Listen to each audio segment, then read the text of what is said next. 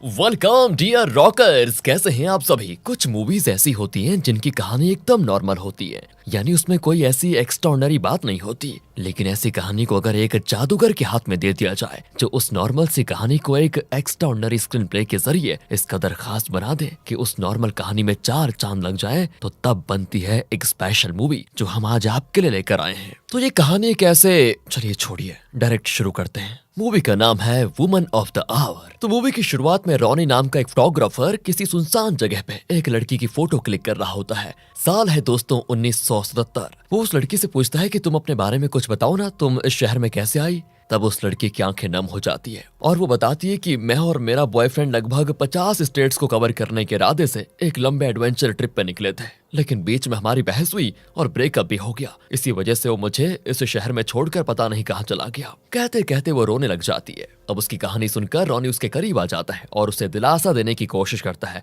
लेकिन पता नहीं क्यों कुछ ही देर में वो उसके गले पे हाथ रखता है और बड़े अजीब तरीके से उसको टच करता है। लड़की भी रियलाइज कर लेती है कि ये कुछ गलत करने जा रहा है, इसीलिए वो उससे बचकर भागती है। लेकिन रॉनी उसको पकड़कर उसका गला दबाने लग जाता है, जिसकी वजह से वो बेहोश हो जाती है। लेकिन फिर रॉनी उसको सीपीआर देकर उसे होश में लेकर आता है और फिर उसे अब्यूज करके घिनौने तरीके से उसका कत्ल भी कर देता है। रॉनी दोस्तों एक साइको कातिल है जो अकेली लड़कियों को ही अपना टारगेट बनाता है, उन्हें मॉडल बनाने के सपने दिखाकर इस तरह सुनसान जगह ले जाकर उनका बलात्कार करता है और फिर उन्हें खतरनाक तरीके से मार भी डालता है। कई साल से ये चल रहा है, लेकिन अब तक वो पुलिस के हाथ नहीं लगा। अब 1 साल के बाद यानी 1978 में दिखाते हैं। एक बात बता देता हूँ आपको कि इस मूवी में 1977, 1978 और 1979 में हुई 3 घटनाओं के इर्द गिर्द ये कहानी आगे बढ़ेगी और हर बार हम साल का जिक्र करते रहेंगे ताकि आपको कोई कंफ्यूजन ना हो। ओके, तो अब 1 साल के बाद यानी कि 1978 में 1978 में लॉस एंजलिस के हॉलीवुड में एक नई मूवी के लिए ऑडिशन चल रहा होता है और यहाँ ऑडिशन दे रही है कहानी की हीरोइन जिसका नाम है शेरिल।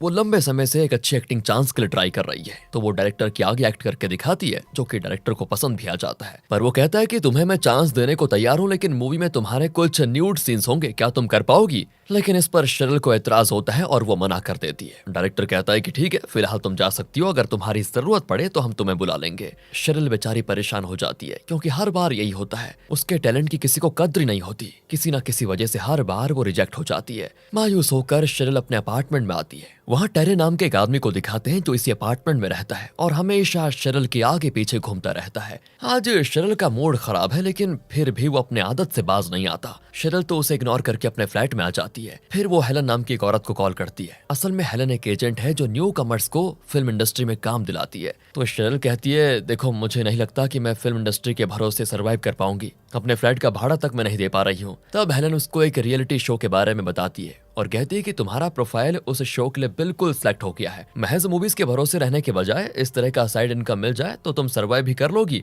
और मूवीज का चांस भी तुम्हें ज्यादा मिल पाएगा। अब शेरिल कहती है, पर मैंने तो उस शो के लिए ऑडिशन नहीं दिया है, फिर मैं कैसे सिलेक्ट हो गई। हेलन बताती है, अरे उसमें ऑडिशन नहीं होता, उन्हें बस तुम्हारा प्रोफाइल अच्छा लगा और उन्होंने तुम्हें डायरेक्ट सिलेक्ट कर लिया है। अब तुम पता है सीधे लाइव शो में जाओगी। फिर शेरिल उस रियलिटी शो को टीवी पर देखने लग जाती है जिसका नाम है डेटिंग गेम। इसका थीम यह है कि एक लड़की के सामने 3 आदमी होंगे और वो लड़की उनसे सवाल करेगी, तो तीनों आदमियों में से जो भी अपने जवाब से उस लड़की को इम्प्रेस करेगा उसे उस लड़की के साथ डेटिंग करने का मौका मिलेगा और डेटिंग का खर्चा उठाएगा इस टीवी शो का स्पॉन्सर। हालांकि शेरिल को उनका थीम सही नहीं लगता। वो एक फेमिनिस्ट है और जानती है कि लड़कियों को भोग की चीजें समझना, उनका वस्तुकरण करना, ये सारी चीजें कितनी गलत हैं, इसलिए वो शो में जाना नहीं चाहती। लेकिन फिर वो सोच में पड़ जाती है कि आखिर मेरे सर्वाइवल का सवाल है, पैसा कहां से लेकर आऊंगी। तब टेरी कहता है कि इसमें इतना सोचने की क्या बात है, उसका थीम भले ही गलत हो, लेकिन तुम्हें सिर्फ उस लड़की की तरह वहां बैठना है और उन आदमियों से सवाल करना है। तुम्हें किसी के साथ डेट पे जाने की कोई जरूरत नहीं है, वो सब तो सिर्फ स्क्रिप्ट के लिए लिखा जाता है। तुम बस अपनी लाइंस बोलना और शूटिंग के बाद चुपचाप घर आ जाना।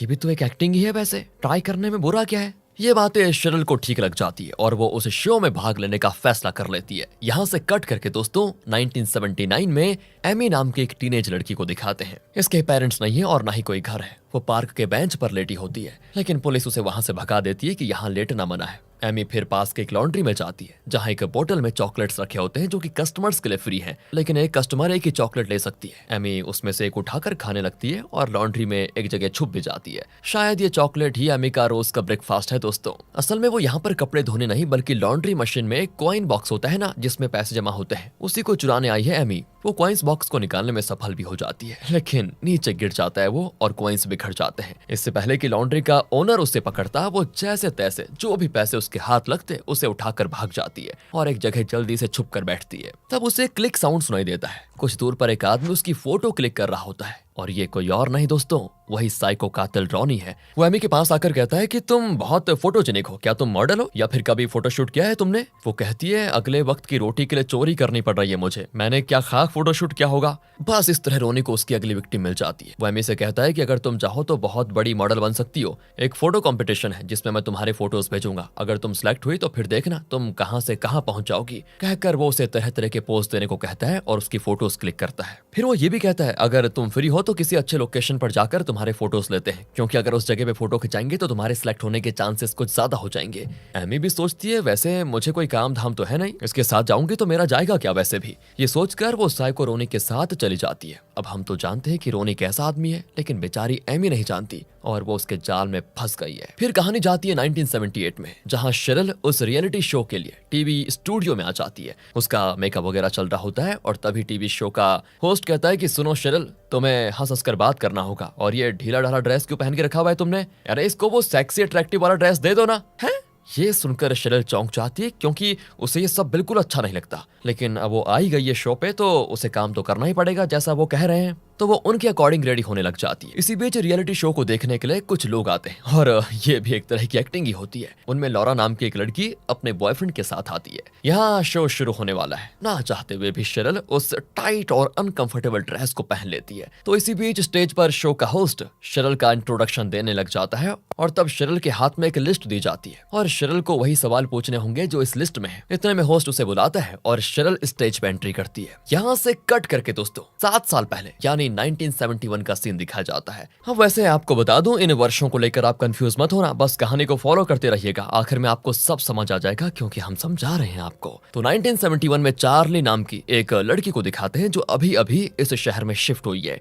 और उसका सामान अभी भी नीचे रखा हुआ है। जो ट्रांसपोर्ट कंपनी उसका सामान लेकर आई थी उसके वर्कर्स उन्हें ऊपर लेकर आने वाले थे, लेकिन बहुत देर के बाद भी जब वो नहीं आते तो चार्ली नीचे जाती है देखने के लिए कि भाई क्या हो गया। वो देखते कि वो लोग सारा सामान नीचे ही रखकर चले गए, ऊपर भी नहीं लेकर आए। परेशान हो जाती है वो कि अब इतना सारा भारी सामान ऊपर कैसे लेकर जाऊं। तब सड़क के उस पार एक आदमी खड़ा होता है जो प्रोफेशनल फोटोग्राफर की तरह फोटोज क्लिक कर रहा होता है। दिखने में हट्टा कट्टा लगता है तो चार्ली सोचती है क्यों ना इसी से मदद मांगू, पर बेचारी नहीं जानती कि ये खतरनाक साइको कातिल रॉनी है। वो रॉनी से मदद मांगती है। अब बिना किसी मेहनत के रॉनी को अपनी अगली विक्टिम मिल रही थी तो वो मना थोड़ी ना करता, वो मदद करने को तैयार हो जाता है। फिर क्या था, दोनों मिलकर सारी चीजें ऊपर उठा लाते हैं और इसी बहाने रॉनी चार्ली के घर के अंदर भी आ जाता है। चार्ली बड़ी खुश होती है कि ऐसे अच्छे लोग भी हैं दुनिया में, बताओ। वो उसे बियर ऑफर करती है, दोनों ड्रिंक करके खूब मजे से बातें भी करते हैं। रॉनी तो ऐसे ऐसे झूठ कहता है कि मैं तो फेमस डायरेक्टर रोमन पॉलिंस्की का स्टूडेंट रह चुका हूँ। अब चार्ली तो जानती नहीं कि ये रोमन है कौन, फिर भी वो सोच लेती है कि ये जरूर कोई पहुंचा हुआ आदमी है जो मेरी इतनी मदद कर रहा है। तो कुछ देर बातें करने के बाद वो कहती है ठीक है, अब मुझे ये चीज अरेंज करनी है, आप एक काम करना, फिर कभी जरूर आना। मतलब वो डिसेंटली रॉनी को दफा करने की कोशिश करती है, लेकिन तब रॉनी अपना काम चालू कर देता है और कहता है कि क्या मैं तुम्हारी एक फोटो क्लिक कर लूं, बड़ी खूबसूरत लग रही हो तुम।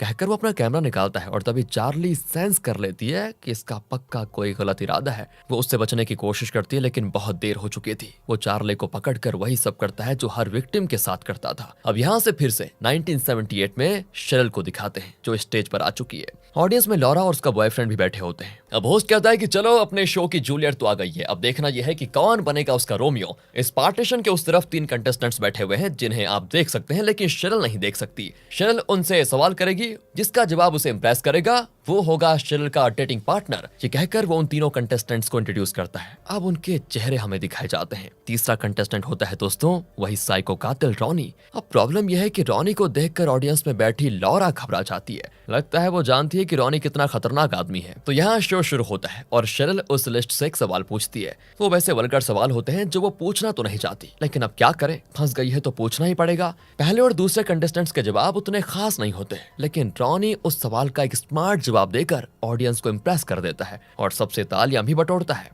ये सब कुछ देखकर लॉरा को वो घटनाएं याद आ जाती हैं जो हमें विजुअल में दिखाते हैं। लॉरा और उसकी फ्रेंड बीच गए थे और तब फोटोग्राफर रॉनी वहां पर आया और इनके साथ घुल मिल गया। उसके बाद लॉरा को पता चला कि वो कितना घटिया आदमी है। उन्हीं बातों को सोचकर लॉरा अब भी घबरा जाती है और बाथरूम जाने के बहाने वहां से बाहर जाने लगती है। यहाँ शेरिल का चेहरा देखकर दोस्तों साफ पता चलता है कि आगे के सवाल पहले वाले से और भी ज्यादा वल्गर हैं और वो दुविधा में होती है कि क्या करूं, लाइव टीवी पर कैसे पूछूं, पब्लिक के सामने ऐसे सवाल पूछना बिल्कुल ठीक नहीं होगा ना। इसी बीच लॉरा जो बाहर जा रही थी गलती से उसके पैर में वायर फंस जाता है और वहां रखे इक्विपमेंट्स गिर जाते हैं। अब उन इक्विपमेंट्स को फिर से सेट करने में वक्त तो लगेगा, इस वजह से होस्ट एक छोटा सा कमर्शियल ब्रेक ले लेता है और ब्रेक के बाद शो आगे बढ़ेगा ये कहकर होता है ब्रेक। लॉरा तो घबरा कर बाहर आ जाती है और कार में बैठकर स्मोक करती है। तब वो याद करती है उसे शाम वो और उसकी फ्रेंड एलिसन बीच पर बैठी थी और तब रॉनी एक फोटोग्राफर बनकर उनके सामने आया और उनसे बातें करने लगा। अब दोस्तों हम तो जानते ही हैं कि ये किस कदर अपनी चिकनी चुपड़ी बातों से लड़कियों को अट्रैक्ट कर लेता है, तो उसने एलिसन के साथ भी वही चाल चली और बेचारी एलिसन उसकी विक्टिम बन गई और इस तरह इस दरिंदे के हाथों अब्यूज होकर मारी गई थी लॉरा की फ्रेंड एलिसन। इसीलिए लॉरा रॉनी के बारे में बखूबी जानती है। अपने फ्रेंड को याद करके वो रोने लग जाती है। इतना ही नहीं, यहाँ एक और फ्लैशबैक दिखाया जाता है। असल में ये रॉनी है ना, ये एक न्यूज़पेपर एजेंसी में फोटोग्राफर था। उस न्यूज़पेपर का एडिटर जिसका नाम मैरियन था, उसे रॉनी पर शक हो गया था क्योंकि रॉनी उसे कुछ लड़कियों की फोटोज दिखाता है और कहता है कि ये सारी मॉडल्स हैं जिनका मैंने फोटोशूट किया है, लेकिन जिनकी फोटोज वो दिखाता था ना वो लड़कियां एक एक करके गायब होती जाती थी और इसी वजह से मैरियन को शक होने लगा था कि रॉनी उन लड़कियों के साथ पक्का कुछ गलत कर रहा है। इसी वजह से वो रॉनी को शक की निगाहों से देखने लगा और इस बात को रॉनी ने भी सेंस कर लिया था। इसीलिए वो मैरियन की जान लेने का प्लान बनाता है और उसे भी मॉडल बनाने का लालच दे देता है। लेकिन इसी बीच वहां पर एक स्टाफ आकर बताता है कि पुलिस आई है और रॉनी से पूछताछ करना चाहती है। असल में जब मैरियन को शक होने लग गया था ना कि रॉनी ही वो साइको कातिल है जो लड़कियों को कत्ल कर रहा है, तो उसने पुलिस को इन्फॉर्म कर दिया था। इसीलिए अब वो पूछताछ करने के लिए आए हुए हैं। ऑफिस में सभी चौंक जाते हैं, लेकिन रॉनी कहता है हाँ मैंने ही पुलिस को बुलाया था क्योंकि मेरे इक्विपमेंट्स खो गए थे, उसी के बारे में वो पूछताछ करने आए होंगे। ये कहकर वो हंसते हुए पुलिस ऑफिसर से मिलता है और अपनी चिकनी चुपड़ी बातों से उनको यकीन दिला देता है कि लड़कियों के गायब होने से उसका कोई वास्ता है ही नहीं।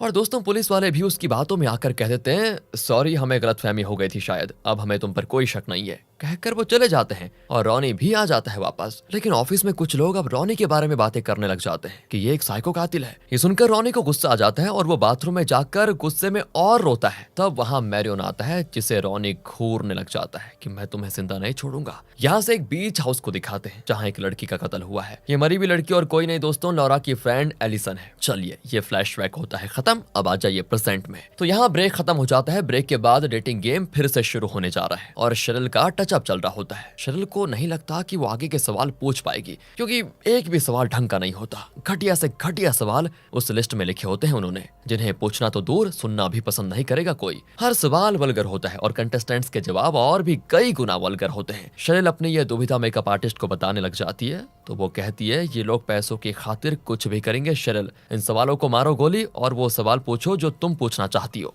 इस तरह वो शेरिल को हिम्मत देती है और उसके प्रोत्साहन की वजह से अब शेरिल उन बेहुदा सवालों को पूछने के बजाय अपने खुद के सवाल लिखती है जो सच में अपने डेटिंग पार्टनर से वो पूछना चाहती है। यहाँ रॉनी कंटेस्टेंट नंबर 2 से थोड़ा कैजुअली बात करने लगता है और पूछता है कि अगर तुम ये गेम जीत गए तो उस लड़की के साथ क्या करोगे। वो कहता है उसके साथ डेट पे जाऊंगा और क्या। अब उसका कॉन्फिडेंस देखकर रॉनी को चिढ़न हो जाती है। वो कहता है कि तुम जीतोगे तब ना, ये शो तो मैं ही जीतूंगा क्योंकि लड़की हमेशा मुझी को मिलती है। इसी बीच लॉरा को दिखाते हैं जो अभी भी दोस्तों बाहर अपनी कार में बैठी हुई है। उसे ढूंढते हुए उसका बॉयफ्रेंड आ जाता है और पूछता है अरे इतनी देर से यहाँ क्यों बैठी हुई हो और तुम ये रो क्यों रही हो। तब वो उसे सब कुछ बता देती है कि अंदर जो कंटेस्टेंट नंबर 3 बैठा हुआ ना वो एक खतरनाक साइको कातिल है। वो लड़कियों के साथ बहुत ही बुरा करता है और उनको आखिर में मार डालता है। उसने ही मेरी फ्रेंड एलिसन को मारा था। पर बॉयफ्रेंड कहता है कि अगर ऐसा होता तो वो तो कहीं छुप कर बैठा होता, ना कि किसी टीवी शो में लाइव आता। मुझे लगता है तुमने उसे पहचानने में गलती कर दी है। शायद ये कंटेस्टेंट उस कातिल का हम शक्ल होगा, तभी तुम कंफ्यूज हो रही हो। और तो और शो के स्पॉन्सर्स ने उसका बैकग्राउंड चेक तो किया ही होगा ना, तभी तो उसको यहाँ बुलाया टीवी पर। और जैसा तुम कह रही हो अगर वो सच भी होता तो इस शो में इनवाइट थोड़ी करते उसको। उसकी बात लॉरा को गुस्सा दिला देती है और वो कहती है तुम बाहर निकल जाओ प्लीज यार, और जाकर जाओ उस घटिया शो को एंजॉय करो, मैं नहीं आऊंगी। ब्रेक के बाद शो शुरू होता है। शेरिल होस्ट के दिए हुए वाहियात सवाल न पूछकर अपने मन से बहुत ही सेंसिबल सवाल करती है। तो इन नए सवालों के जवाब देने में कंटेस्टेंट्स नंबर 1 और 2 को जरा दिक्कत होती है, लेकिन ये कंटेस्टेंट नंबर 3 यानी रॉनी एकदम सेंसिबल जवाब देता है, जिससे कि ऑडियंस ही नहीं शेरिल भी बहुत इंप्रेस हो जाती है। लगता है दोस्तों लोगों को इंप्रेस करने का काम इस कातिल के बाएं हाथ का खेल है। कई सालों से चल रहे इस शो में सिर्फ एडल्ट्स ओनली क्वेश्चंस और बेहुदा क्वेश्चंस पूछे जाते थे। कई लोग इसको देखना पसंद ही नहीं करते थे, लेकिन इस एपिसोड में शरिल के सेंसिबल सवाल और उसके सेंसिबल जवाब सुनकर लोग अब इस शो को पसंद करने लग जाते हैं। और जो ये शो का होस्ट था ना, जो ऐसे गंदे सवाल लिख कर देता था, उसकी बहुत इंसल्ट हो जाती है। अब यहाँ लॉरा को दिखाते हैं तो वो फैसला करती है कि इस कातिल को पुलिस के हवाले तो मैं करके रहूंगी। वो सीधे शो के प्रोड्यूसर से मिलने अंदर जाती है, लेकिन वहां पर एक सिक्योरिटी बैठा होता है। तो लॉरा उसे बताती है कि देखिए ये कंटेस्टेंट नंबर 3 ना एक खतरनाक साइको कातिल है और वो लड़कियों का अब्यूज करके उनको मार भी डालता है। एक काम कीजिए, आप तुरंत शो को रुकवाइए, मैं प्रोड्यूसर से बात करना चाहती हूँ प्लीज। और यहाँ स्टेज पर शरिल के सेंसिबल सवालों के रॉनी बहुत ही बढ़िया जवाब दे रहा होता है। तब शरिल पूछती है, अब मैं आपसे एक और सवाल पूछना चाहती हूँ, ये जब ब्रेक हुआ था उसके दौरान क्या कंटेस्टेंट्स के बीच कोई वाहियात डिस्कशन हुआ था? अगर हाँ तो क्या आप उसका खुलासा कर सकते हैं? रॉनी कहते हैं हाँ, कंटेस्टेंट नंबर 2 लड़कियों के इनर्स को लेकर बहुत ही वल्गर बातें कर रहा था। दोस्तों ये बोल तो ऐसे रहा है जैसे खुद दूध का धुला हुआ है। तभी होस्ट आगे का डिस्कशन रोकते हुए कहता है कि अरे बस बस, अब और नहीं, शो का टाइम खत्म होने को आया है, इसीलिए बस एक छोटा सा ब्रेक लेंगे और फिर विनर अनाउंस करेंगे, खत्म। तो ये कहने के बाद वो शो को ब्रेक ले लेता है। यहाँ सिक्योरिटी लॉरा से कहता है कि अरे आप थोड़ी देर यहाँ वेट कीजिए ना, शो के प्रोड्यूसर मिस्टर जॉर्ज कॉनवेल अपने आप आ जाएंगे, फिर देखिए आप उन्हें जो बताना चाहती है आराम से बता दें। कहकर वो चला जाता है। यहाँ मेकअप आर्टिस्ट शरिल की बहुत ही तारीफ करती है कि मेरे इतने साल के एक्सपीरियंस में ये शो कभी इतना सेंसिबल नहीं लगा मुझे, तुम्हारे सवाल बहुत ही बढ़िया थे और तुमने बहुत अच्छा काम किया है, सच बताऊं तो। इसी बीच बैक स्टेज में कंटेस्टेंट नंबर 2 रॉनी पर बिगड़ जाता है कि मैंने तुम्हें अपने पर्सनल थॉट्स बताए थे, उसे तुमने पब्लिक में क्यों बोला और वो भी लाइव शो में क्यों? रॉनी कहता है और क्या करता, वो औरत सवाल पूछ रही थी और उसे इम्प्रेस जो करना था मुझे, पर तुम इतना क्यों गिड़गिड़ाते हो? हैं, मुझसे लड़ना चाहते हो क्या आप? ये वैसे भी लड़ने की जगह नहीं है, अगर लड़ना ही है तो मेरे घर पे आ जाओ। ये कहकर वो एक फोटो के पीछे कोई एड्रेस लिखकर उसे देता है। उस फोटो को देखकर वो बौखला जाता है क्योंकि वो रॉनी की एक विक्टिम की फोटो थी जिसे रॉनी ने बड़ी बेरहमी से मार डाला था, और उसी फोटो के पीछे उसने एड्रेस लिखकर कंटेस्टेंट नंबर 2 को दिया था। फोटो देखकर तो वो घबराहट में उसे नीचे गिरा देता है। रॉनी उसे उठा लेता है और एकदम साइको की तरह उसे पकड़कर अपने मुंह में दबाकर चबाने लग जाता है और कहता है ये तो फेक फोटो थी। उसकी अजीब हरकतें देखकर कंटेस्टेंट 2 एकदम फ्रीज हो जाता है कि ये कैसा इंसान है। आखिर ब्रेक के बाद शो आगे बढ़ता है और विनर अनाउंस किया जाता है। रॉनी, जिसने बनावटी लेकिन अच्छे अच्छे जवाब दिए थे, उसी को विनर अनाउंस किया जाता है। अब बाकी 2 कंटेस्टेंट स्टेज पर आते हैं और अपने बारे में बताते हैं। अब कंटेस्टेंट नंबर 2 शरिल को हक करने के बहाने उसे वार्न करता है कि इस रॉनी से सावधान रहो, वो अच्छा आदमी नहीं है। अब हमारी तो समझ में आ गया है कि वो ऐसा क्यों कह रहा है, लेकिन बेचारी शरिल समझ नहीं पाती कि ये मुझे किस बात की वार्निंग दे रहा है। एंड तब रॉनी स्टेज पर आता है और सबके सामने बताता है कि मैं एक स्काई ड्राइवर हूँ और प्रोफेशनल फोटोग्राफर भी हूँ। अब होस्ट कहता है तो ये जोड़ी डेट पे जाएगी और डेट का पूरा खर्चा हमारे स्पॉन्सर्स उठाएंगे। इस तरह इस कपल को बधाई देकर ये शो होता है खत्म। दूसरी ओर दोस्तों, लॉरा बहुत देर वहां प्रोड्यूसर का इंतजार कर रही होती है, लेकिन कोई आता ही नहीं। तो आखिर में एक बुजुर्ग हाउसकीपर आता है और पूछता है कि तुम कौन हो और यहाँ क्यों वेट कर रही हो? वो कहती है कि एक्चुअली मैं इस शो के प्रोड्यूसर मिस्टर जॉर्ज कॉनवेल से मिलने के लिए आई हुई हूँ। हाउसकीपर कहता है कि हे भगवान, जरूर उस सिक्योरिटी ने तुमसे झूठ बोला होगा, जॉर्ज कॉनवेल तो मेरा नाम है। सुनकर लॉरा को बड़ा गुस्सा आता है क्योंकि अब उसे पता चलता है कि उस सिक्योरिटी ने लॉरा की किसी भी बात पर विश्वास किया ही नहीं और उसे झूठ बोलकर यहाँ बिठा के चला गया। वो भी गुस्से में बाहर चले जाती है। यहाँ से शरिल को दिखाते हैं जो शो के बाद अपनी पेमेंट ले लेती है। तो कई दिन के बाद हाथ में थोड़ा रोकड़ा देखकर बड़ी खुश भी होती है और घर ही जा रही होती है, लेकिन तब वहां पर रॉनी आ जाता है और झट से पूछ लेता है कि आज रात का डिनर मेरे साथ करोगी क्या? अब शो के दौरान शरिल ने जो अपनी तरफ से सवाल किए थे, रॉनी ने बहुत ही डिसेंट और इम्प्रेसिव जवाब दिए थे। इसी वजह से शरिल को यकीन हो चुका था कि ये बहुत ही अच्छा आदमी है, तो वो तुरंत डिनर के लिए मान जाती। लेकिन दोस्तों, हमारी धड़कन क्यों धड़क रही है? खैर जो भी होगा देखते हैं, लेकिन ये इस दरिंदे के जाल में तो फंस चुकी है, लेकिन अभी नहीं, अभी लेके चलते हैं आपको 1979 में। स्वागत है आपका। यहाँ एमी को दिखाते हैं, वो रॉनी के साथ कार में जा रही है। एमी दोस्तों याद है ना आपको, वही टीनेज और होमलेस लड़की जिसको मॉडल बनने का सपना दिखाकर रॉनी अपनी कार में लेकर गया था। और जैसा कि रॉनी हमेशा अपनी विक्टिम के साथ करता है, वो एमी को भी किसी सुनसान जगह पे लेकर जा रहा होता है। तो रास्ते में वो रॉनी का एल्बम देखती है जिसमें बहुत सी लड़कियों की फोटोज होते हैं। रॉनी पूछता है तुम्हारे पेरेंट्स कहाँ हैं? एमी कहती है वो दोनों तो मेरे बचपन में मर गए थे, अब मेरा कोई नहीं है, तब से डर डर कर भटक रही हूँ। वैसे मैं एक इंडिपेंडेंट वुमन हूँ, समझे? रॉनी कहता है लो, मेरी भी लगभग यही कहानी है। जब मैं छोटा था तो मेरे माँ बाप मुझे छोड़कर चले गए, भाग गए मतलब, तब से मैं अकेला जी रहा हूँ। एमी पूछती है क्यों, तुमने अपने पापा को ढूंढने की कोशिश नहीं की? कहता है नहीं, अगर मैं उसको देखूंगा तो जान से मार डालूंगा, इसलिए मैंने कभी उसे ढूंढने की कोशिश नहीं की। इस तरह बातें करते करते वो एक पथरीले पहाड़ के इलाके में पहुंच जाते हैं जो बहुत ही सुनसान होता है। एमी को तो ये जगह बहुत पसंद आती है और पूछती है क्या यहीं पे होगा फोटोशूट? हाँ यहीं होगा, तुम आगे जाओ, मैं अपने इक्विपमेंट्स लेकर आता हूँ। ये कहने के बाद वो एमी को वहीं छोड़कर वापस कार से कुछ चीजें निकालता है जिनकी मदद से वो एमी को तड़पा तड़पा कर मार डालेगा। फिर वो पहले एमी को तरह तरह के पोज देने को कहता है, आखिर में वो उसे ऊपर देखने को कहता है। एमी वैसा ही करती है और तभी अचानक वो पीछे से उस पर छपट पड़ता है। यहाँ से सीन होता है कट और कहानी जाती है 1978 में। तो यहाँ शरिल रॉनी के साथ किसी रेस्टोरेंट में डिनर कर रही होती है और दोनों ड्रिंक भी करते हैं। दोनों वैसे नॉर्मली बातें करते हैं, लेकिन तब अचानक वो पूछता है, क्या तुम पहले किसी को डेट कर चुकी हो? वैसे कहती है, नहीं, मुझे डेटिंग वगैरह बिल्कुल पसंद नहीं है। रॉनी की आवाज में दोस्तों ये सुनने के बाद एक अकड़ आ जाती है और पूछता है कि अच्छा, डेटिंग पसंद नहीं है लेकिन डेटिंग शो में आना पसंद है। उसका ये बदला हुआ एटीट्यूड देखकर शरिल को भनक लग जाती है कि ये आदमी ठीक नहीं है। वैसे शरिल हर किसी के साथ बहुत ही केयरफुल रहती है और किसी पर उतनी आसानी से विश्वास नहीं करती, तो जैसे तैसे डिनर खत्म करके वो निकल जाती है। लेकिन ये रॉनी का बच्चा उसका पीछा करता रहता है और कहता है कि मुझे अपना नंबर दो,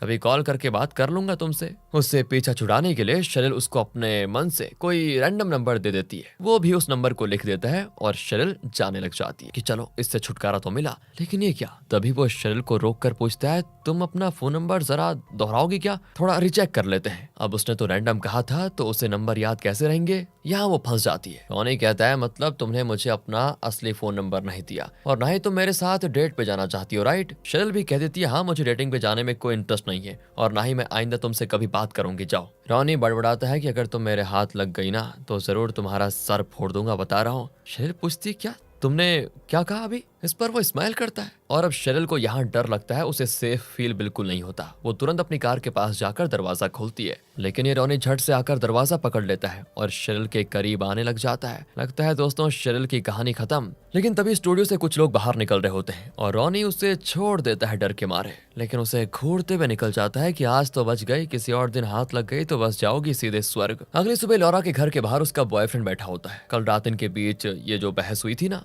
लॉरा उससे गुस्सा हो गई थी, इसलिए उसका बॉयफ्रेंड उसे मनाने के लिए आया हुआ है। वो लॉरा को गुलदस्ता देता है और कहता है, यार कल मैंने जो कहा ना उसके लिए सॉरी, मुझे तुम्हारी बात पर विश्वास है, हम पुलिस में जाकर उस कातिल की कंप्लेंट करेंगे, ठीक है? दोनों पुलिस स्टेशन जाते हैं और लॉरा कंप्लेंट लिखवाने के लिए जाती है कि कल रात डेटिंग गेम शो में रॉनी नाम का जो आदमी आया था वो एक साइको कातिल है, प्लीज उसे पकड़ लीजिए। लेकिन यार वही वाली बात हो गई ना, बिना सबूत के पुलिस उसकी बात क्यों मानेगी? लॉरा को गुस्सा आ जाता है और वो चिल्लाती है कि आप लोग इन्वेस्टिगेट तो कीजिए, तभी तो मिलेगा एविडेंस। हाथ पे हाथ धरे बैठे रहेंगे तो कहां से मिलेगा? अगर कुछ नहीं किया तो न जाने वो कितनी लड़कियों को घिनौनी मौत मारेगा। यहाँ से शरिल को दिखाते हैं जिसने ये शहर छोड़कर जाने का फैसला कर लिया है। उसे डर है कि रोनी उसके घर का पता लगाकर यहाँ भी आ जाएगा और फिर कहीं उसको मार न दे, इसीलिए वो यहाँ से हमेशा हमेशा के लिए चले जाने का फैसला कर लेती है। तो यहाँ होता है 1978 में शरिल के एक्सपीरियंसेस का दी एंड। अब कहानी आती है 1979 में। एमी को दिखाते हैं, वो अभी मरी नहीं है लेकिन उसके पूरे शरीर में घाव होते हैं, जैसे किसी जंगली जानवर ने लगातार पंजा मारा हो और उसे कुतर दिया हो। उसे बेरहमी से अब्यूज करके उसका ये हाल कर रखा है दोस्तों इस साइको रॉनी ने,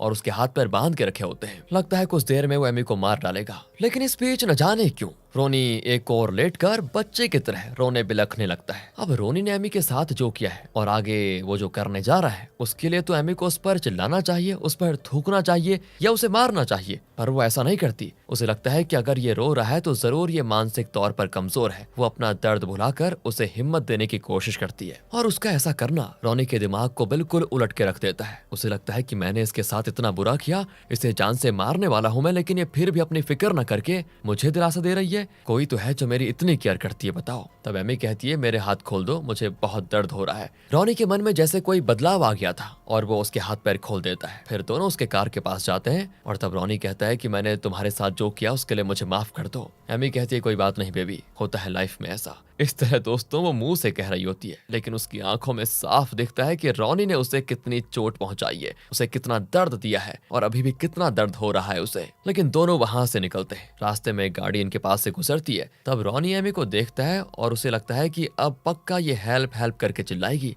लेकिन नहीं, एमी ऐसा कुछ भी नहीं करती और एकदम खामोश बैठी होती है। अब रोनी को उस पर पूरा विश्वास हो जाता है कि ये मुझे नहीं फंसाएगी। इस विश्वास के बल पर वो रास्ते में एक पेट्रोल पंप में गाड़ी रोकता है और कहता है, मैं बाथरूम यूज करने जा रहा हूँ, तुम्हें जाना है क्या? वो कहती, नहीं बेबी, मुझे नहीं जाना, तुम जाओ और जल्दी हाँ वापस आ जाना। वो भी चला जाता है और अगले ही सेकंड एमी कार से उतरकर तेज भागने लगती है। यहाँ बाथरूम में रोनी बड़ा खुश होता है कि आखिर मुझे समझने वाली एक लड़की मिल गई है। एंड जब वो बाहर आता है तो एमी कार में नहीं होती। तभी दूसरी ओर से पुलिस का सायरन उसको सुनाई देता है। यस दोस्तों, एमी यहाँ से भागी और दूर एक टेलीफोन बूथ से उसने पुलिस को कॉल कर दिया था और रोनी के बारे में सब बता दिया कि यही है वो साइको कातिल जो लड़कियों का कत्ल कर रहा है। इस बार रॉनी को पुलिस पकड़ लेती है। तो आखिर में एमी नाम की इस होशियार टीनेज लड़की ने इस खतरनाक साइको कातिल को साइकोलॉजिकली मैनिपुलेट किया और न सिर्फ इस आदमी से अपनी जान बचा ली बल्कि देखा इसे अरेस्ट भी करवा लिया। इसी के साथ दोस्तों ये मूवी यहाँ पर खत्म हो जाती है, लेकिन रुकिए थोड़ा ध्यान से सुनिए। एंड कार्ड से पहले स्क्रीन पर दिखाया जाता है कि 1979 में रॉनी अरेस्ट हुआ था, लेकिन उसके बाद कोर्ट ने सुनवाई होने तक उसे बेल दे दी थी। तो जब ये बेल में था तब इसने अपने उसी पुराने तरीके से 2 और लड़कियों का कत्ल किया था। इसी वजह से उसके खिलाफ तगड़े सबूत जमा होने लग गए और उसे फिर जेल में बंद कर दिया गया। रॉनी पर कुल मिलाकर 6 लड़कियों के कत्ल का केस दर्ज किया गया था, लेकिन वो सिर्फ इसलिए कि इन 6 केसेस में उसके खिलाफ एविडेंस मिला था। लेकिन अथॉरिटीज का कहना है कि इसने कम से कम 130 लड़कियों का अब्यूज करके मार डाला, लेकिन उन केसेस में कोई सबूत नहीं मिल पाया। पर आखिर में एमी, जो कि उसका शिकार बनी थी लेकिन जिंदा बच गई थी, उसने कोर्ट में अपना स्टेटमेंट दिया, जिसके बल पे रॉनी को मौत की सजा सुनाई गई। वैसे रॉनी से सिर्फ एमी ही नहीं बची, इस मूवी की हीरोइन शेरिल भी बच गई थी, लेकिन एमी को तो उसके अब्यूज का शिकार होना पड़ा था ना, जबकि शेरिल के साथ वो नौबत नहीं आई और वो 1978 में रॉनी के चंगुल में फंसते फंसते रह गई। वैसे इन दोनों के अलावा रॉनी की एक भी विक्टिम जिंदा नहीं बची। सबको अब्यूज करके बेरहमी से मार डाला था इस जल्लाद ने। ये सारे कत्ल 1970s के दौरान हुए थे और लगभग उन 10 सालों में इस साइको कातिल ने फोटोग्राफर की आड़ में 100 से भी ज्यादा लड़कियों का अब्यूज करके मार डाला। और बताने वाली एक बात ये भी है दोस्तों कि इस मूवी की हीरोइन, जिसका नाम अना केंड्रिक है, वही इस मूवी की डायरेक्टर भी है। साइको कातिलों पर आधारित दूसरी मूवीज की तरह इसमें उतना वायलेंस और खून खराबा नहीं दिखाया गया था, बल्कि बहुत ही सोची समझी हुई, इंटरेस्टिंग और नॉन लाइनर स्क्रीन प्ले था इस मूवी का। ये तो आपने देख लिया। ये थी हमारी तरफ से थोड़ी एक्स्ट्रा इन्फॉर्मेशन। बाकी आपको इस मूवी के बारे में क्या कहना है, वेलकम यू इन कमेंट्स। बाकी अगर आपको ये वीडियो अच्छी लगी हो, स्टोरी अच्छी लगी हो, एक्सप्लेनेशन अच्छा लगा हो तो लाइक कर दीजिए। Thanks for watching. ध्यान रखिएगा अपना।